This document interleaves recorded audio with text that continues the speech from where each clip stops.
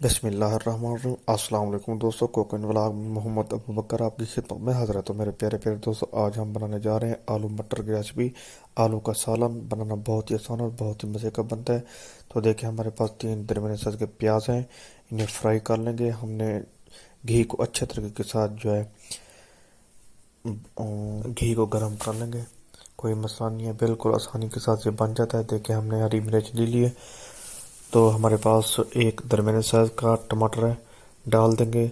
इसके अच्छे तरीके के साथ इसकी भुनाई करेंगे, इसका जो कच्चापन है इसे दूर करेंगे।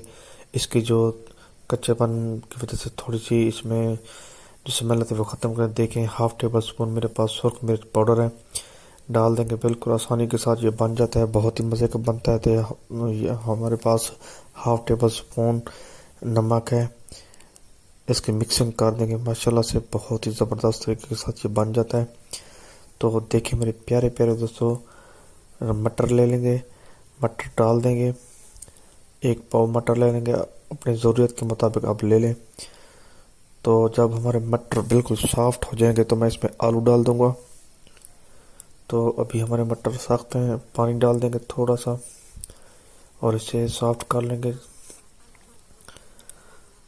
तो देखिए, मैंने आलू डाल दिए हैं।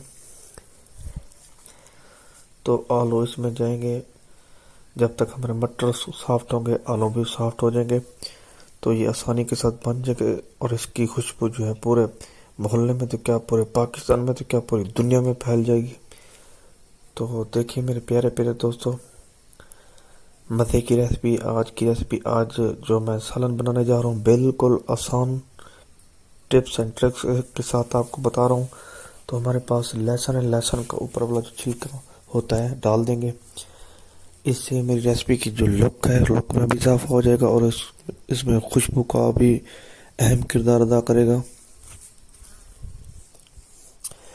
तो धनिया, मैंने इसकी खूबसूरती को चार चांद लगाने के लिए धनिया ले लेंगे, धनिया डाल देंगे।